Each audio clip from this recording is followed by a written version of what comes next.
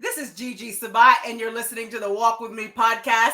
My guest today is Miss Bus. Welcome to the show, Miss Bus. Hey, G, thank you so much for having me on today. It's always a pleasure to get to connect with you and hang out in the same house, apparently, this evening. I told you get out of my house, lady. No, I'm kidding.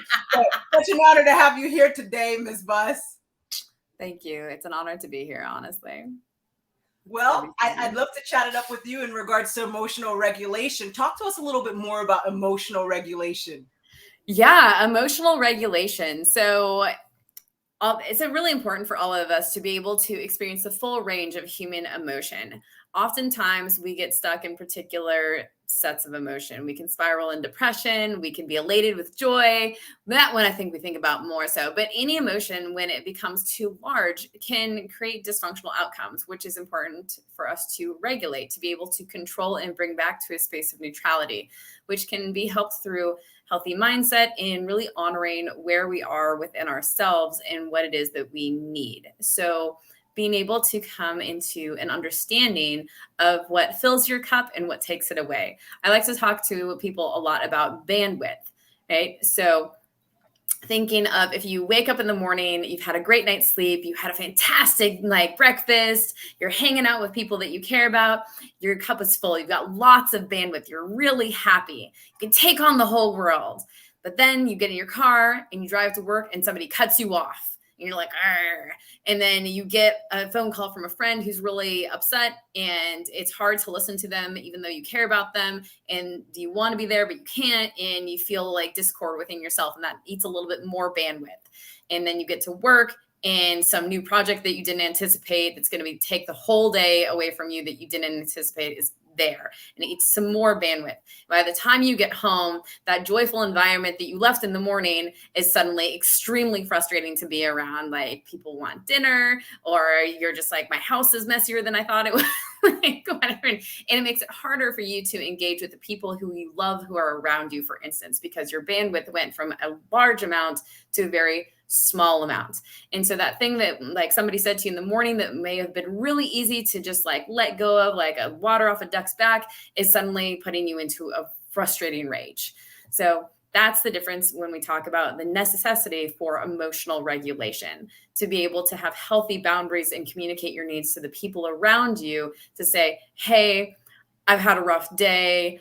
I need to go do something to help restore myself, be that a walk outside to extrovert your attention, a hot bath, a good meal, meditation or prayer, whatever really meets the person, to get them back into space of neutrality, to rebuild their bandwidth so that they can then have the conversation in a healthier way. I love it. Now, what do you tell someone who doesn't have healthy boundaries? A person that doesn't have healthy boundaries, it really depends on why they don't have healthy boundaries. Some people fall into people pleasing, which makes it that they're really afraid that they're going to hurt somebody's feelings if they have boundaries with them, that maybe that person isn't going to like them anymore if they don't do all of the things that they want them to, right? So sometimes when a person doesn't have healthy boundaries, we start with self-worth and an understanding of why boundaries are important. Because boundaries aren't just important for us as individuals, they're also important for the people that surround us. And even our pets, for that matter. You don't want the dogs jumping up on the couch maybe, or like eating food off the counter, but it's hard to tell them no sometimes because they're just so cute and you want to cuddle them, but consistency is important, right? But with people too, consistency is important because oftentimes we are teaching people how to treat us. And we forget about that sometimes, is that if we don't have healthy boundaries with people and then they treat us poorly and we don't say anything, we don't do anything, then that person feels like it's okay for them to treat us that way. That makes sense? Yes, ma'am. Very true. Yeah. And so and when I say that, it's not about shaming anybody that feels like that's happening, right? And it's really about saying, hey, you have the strength to give yourself the autonomy that you need to have those healthy boundaries with other people. And then those people might be like, I never realized that that's the way you felt. Maybe somebody was just coming from a place of ignorance when they were crossing your boundaries and treating you poorly, because maybe it had never been modeled for them how to engage with another person in a healthier fashion. Thank you, Mindy. I appreciate that. Maybe another person is malintended.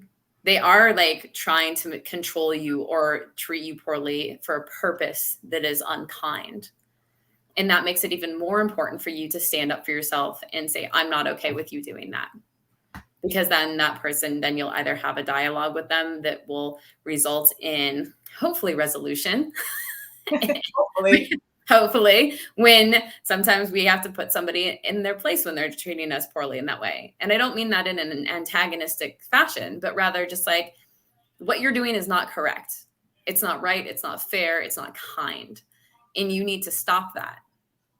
And a person will either change, apologize, leave, or become antagonistic. And in those times when people become antagonistic, it's important for you to know where your resources are to be able to keep yourself mentally, physically, and financially safe. And that's where education comes in, and being able to have people in your life that you trust, be it a friend, a parent, a community member, a pastor, any person that you know that you can outreach to and find support and safety and guidance. That's right. Treat others how you want to be treated. Now, you are also a sexual assault survivor. Tell us a little bit more about your experience. That's true. I am a sexual assault survivor. And this is a story that is told only here and there. So I appreciate Gigi holding this safe, sacred space for me to tell my story. So my story comes in 3 different containers. I was sexually assaulted by my paternal grandfather when I was 3 months old. And he died 3 months after that. I didn't really understand much later in life how that impacted me through my life. And I didn't discover that that had happened to me until I was 19 years old. I was also raped when I was 18 years old, and by a guy that I knew. And he gave me herpes, which I tell that story because I think because it has to do with emotional regulation, really, and the shame that we oftentimes carry through life because of different stigmas that we align ourselves to, that we choose to hold on to. I also had another sexual assault that happened by somebody that I knew when I was 26 that impacted my relationship and my career. And that's because I was receiving a massage from a male massage practitioner, and he assaulted me fairly heavily in that situation, in which it made it really difficult for me to then go back to work, the next day or whatnot, and give massage to other people as a medical massage therapist, which has been my career for 20 years. And and it made it hard for my boyfriend because a lot of people in relationships don't necessarily understand how it works as a sexual survivorship. So like, that means that the person that you're in a relationship with, how do you support them through the experience of being a sexual assault survivor? How does that impact your relationship?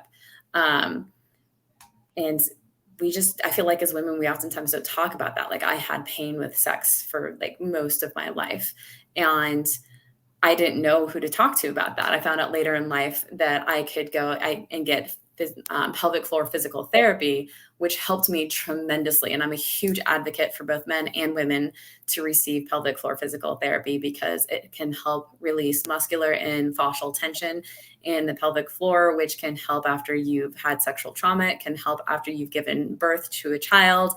It can help even with low back issues. I've had 2 low back surgeries. Like, it's amazing how many different things that pelvic floor physical therapy can help a person with. So I just like front loaded you with a tremendous amount of deep information. But all of that goes when you're dealing with pain, when you're dealing with shame, when you're dealing with like societal stigma, it can really eat up that bandwidth that you try to carry day to day when you're dealing with life. Because you just wake up every day and you're short to one degree or another when dealing with that in different situations. And that's part of why I wanted to learn more about emotional regulation, because I had depression when I was 13, anxiety and rage. And I didn't know what to do with that. I didn't have necessarily any tools, any modeling. And so I did interpersonal work every day from the time I was 13 years old, and I'm now 42. So I just worked and worked and worked and worked and worked at it. And I got to become more balanced and more sane and less depressed. And my bounce back got way better. Like, sure, I still get depression and anxiety sometimes, but I can bounce faster because I have the tools necessary. And now I have an incredible boyfriend that I'm over the moon excited about and in love with and so grateful for, because he has a growth mindset and we're able to have really healthy communication cycles and we have good boundaries and we're able to work through things because we give each other the space to have respectful, responsible, and mindful conversations about the things that matter. I love it. And as a sexual assault survivor myself, my heart truly goes out to you. Thank Now, you. you're welcome. Now, you mentioned a lot of different facts there as well. And I want to circle back to the trauma that you endured and the depression. Have you overcome your depression? I would say for the most part, I have overcome my depression. Every once in a while, I'll hit a trigger and it'll come back. But like I said before, like my bounce back from my depression is a lot faster. Because when I was younger, I would just bottom me out and I would spend like hours just like staring blankly at a wall, for instance. Like it would get really bad. And journaling helped me tremendously to get through that. I used to be like a semi-professional Latin dancer. Dancing helped me tremendously with my depression. It was in writing, being around horses helped me a lot, which is in part why my postgraduate degree is in equine assisted learning, because I wanted to help facilitate other people's healing process through in partnership with horses. So, yeah. I love it. Now, tell us a little bit more about your Global Men's Summits and the story behind it and why you started it. Yeah, it is a really interesting jump too from what our conversation just was to. So I advocate for equal rights and men's rights, which given the history I just shared with you might surprise the heck out of some of you. But I believe strongly that we shouldn't put people in a box. Some people do bad things, unethical things. But that doesn't mean that every person that looks or acts like that person is going to treat you in the same regard. And men are, 50% of the population. And like us, they too are human beings who struggle with depression, anxiety, burnout, like OCD. They too experience sexual trauma, which is something that men don't oftentimes get to talk about. And we should create a safe space for men to be able to share vulnerably and be their authentic selves, just as we as women wish to have that same sacred, safe space to do so. So at the beginning of the pandemic, I started a YouTube channel called Horsepower Empowerment Through Connection. And I wanted to showcase people that worked with horses that helped other human beings. In that vein, I came across one of my friends, Jake LaRue, who wanted to vulnerably share his story of being convicted of domestic assault and battery and his journey of redemption through that in partnership with horses. He's an incredible human being and he helps veterans as he is a veteran himself. And so that's awesome. So he, at the end of his interview, he said that he wished he had a group of men to talk to about masculinity. And that's where I had like divine inspiration to say, well, why don't I just host a men's summit? And that's how the men's summits were born. So this is our third annual men's summit globally, really. We tried to get 6 different continents of men represented, from men in the military, men of color, men with disabilities, men with different sexual orientations, men from Hollywood, millionaires. We have men doing interactive activities with horses each day of the summit. And it's really, and sorry, ladies, it's not for you. You can watch the recordings afterwards if you want to, but we really tried to create that sacred container for the men to be supported in. I love it. Now, Mindy East and Daniel Gomez have joined in. Thank you for listening in. And also, too, you mentioned quite a bit there. So I want to circle back in regards to your summit. You have an upcoming Global Men's Summit. Talk to us a little bit more about it. Yeah, so the Global Men's Summit is on December 9th and 10th on masculinity and mental health, as mental health is often stigmatized across the board, especially for men. And suicide rates for men are 3 to 6 times higher than women, dependent upon the country's statistics that you're looking at. And I think that's just really proves that men are needing support. And I create these summits globally because I want people to see that It's about humanity. And it doesn't matter where it is that we live in the world, what our politics are, our culture, our religion, the color of our skin, any of it. We're still human beings. And that's really the bottom line. And we're still struggling with the basic emotions and expectations of society and the trauma that we experience across the board. And people need to have a healthy, safe space to be supported in that, to have healthy conversations, to have role modeling. And that's what these men are getting at the summit. They're having people from around the world come forward, share vulnerably about their own stories, the obstacles they overcame, the wisdom they acquired, and have a conversation of how those men can support men who may be struggling with things that are similar. We also have sponsors who have kindly donated. We have 3 different people who have donated 3 months worth of coaching, once a week coaching. We have several men who have donated books, including Jed Diamond, who's the founder of Man Alive, one of the oldest men's groups in America. And so it's really nice to have his support. And we have the Fatherhood Foundation, who's also a supporter, and just bringing men together from around the world who just want to provide global resources for other men. I love it. I love how you provide a safe place for men to share their stories and to share what they need to share in a safe place. So great job there. You're welcome. And also too, I love the fact that you brought up that sexual assault does happen to men, because that's the reality. It does happen to men as well. So we don't want to exclude that. That is a fact. And also too, you have a few YouTube channels. Talk to us a little bit more about them. Yeah, I do. So I have Global Resources for Men as my YouTube channel, where we list different interviews that I've done with men across the globe. And again, with them vulnerably sharing their own stories so that men don't feel so alone. And I think that's great for them to just have a space and see a woman that's supporting them. As the feedback that I usually get is that they don't see a lot of groups headed by a woman that's supporting men. And then Horsepower Empowerment Through Connection. Like I said before, it was founded at the beginning of the pandemic, when the horse industry was shut down. We're not really a virtual industry usually. So a lot of us were like, what do we do? And that's what I kept hearing, was a lot of the people in the industry didn't, they felt like they were alone, and they didn't feel like a lot of people understood what it is that we do in our industry, which is why I started the channel, so that people could learn about all the different models that are happening in the world in partnership with horses, because there's like 100 different models of horsemanship in partnership with people, such as therapeutic riding, equine assisted learning, equine facilitated mental health, equine guided education, equine coaching. Like there's so many different facets of this and ways that people look at it. From really, we have horse powered reading. So we can have people that, like kids that are literally being helped to learn how to read in partnership with horses. They also have horse powered math. So there's just like so many ways we can partner with horses to make life better for both people and horses. I love it. Bullseye. Mindy hit it on the nail. She says, I'm a horse girl. Yes, that is a fact for sure. And I love horses. Now, what if someone wants to build a relationship with a horse and they want to get out, but they're afraid? Oftentimes folks are afraid to even hop on a horse. So what do you say to those folks?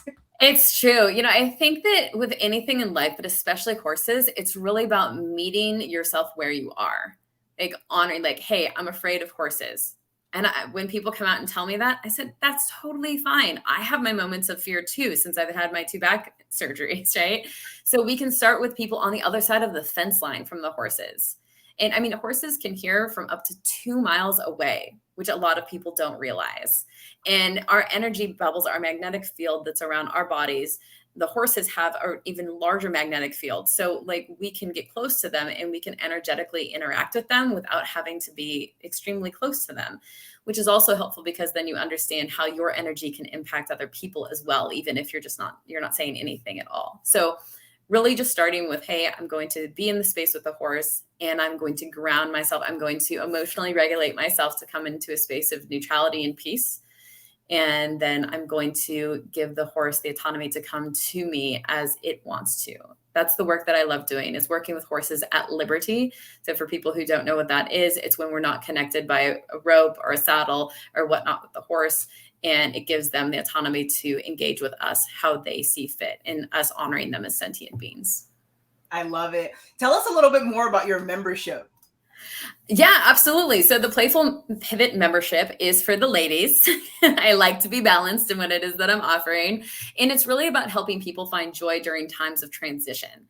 So, and I think that takes multiple layers. So each month we deep dive into a particular topic. So last month, this is the last day of our month of November, we focus on finances. So I had financial experts come on once a week from various areas to deep dive into that conversation. And the members are able to engage with them there. And we have our library, and then we have our middle section for membership, which has to do with the live calls.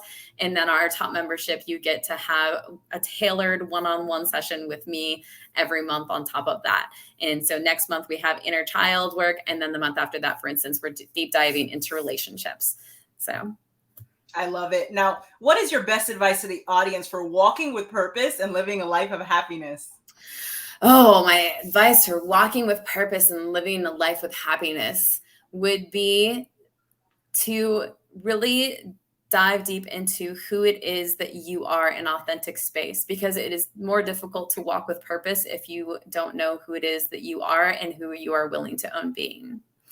And finding happiness is that same thing, just to be willing to be unapologetically authentic yet mindful, because when we're being mindful with how we engage with the world, we don't usually need to apologize. And that's where freedom and joy lives, and just being playful. And that's why I called it the playful pivot, because I love to play. I love to play in a space of wonder and childlike nature and just be free, because I think as adults, oftentimes we forget how to play.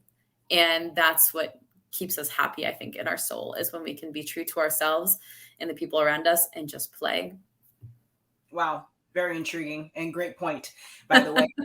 Very honored to have you as a guest on the podcast. Now, where can the audience find you, Ms. Buss? Thank you, Gigi.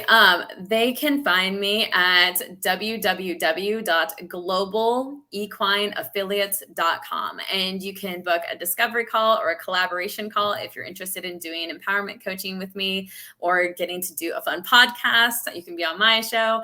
And just, there are so many options. But with the empowerment coaching, I love to tailor it for each person that's in front of me, because I have had a varied life experience and I can meet people on multiple levels. But the great thing is too, is that I have a vast network of people in my life and coaches and whoever else.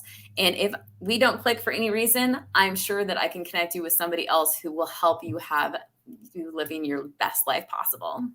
That's very true. Now, Mindy East says, excellent. It's all about being free of judgment and lifting up your energy. And as we were just talking about earlier, before we hopped on here, we talked about the energy and how it was so high. So great point. Wow. My goodness. So great. Likewise. It's true. Yeah. Just be free of judgment of yourself and other people. The only time judgment is really important is when you're making a true decision, like when to cross the street and not getting run over. That's right. Take notes. Ms. Buss, such an honor to have you here today. God bless you and be safe. Thank you. Likewise, my friend. I appreciate you. God bless you as well. Amen.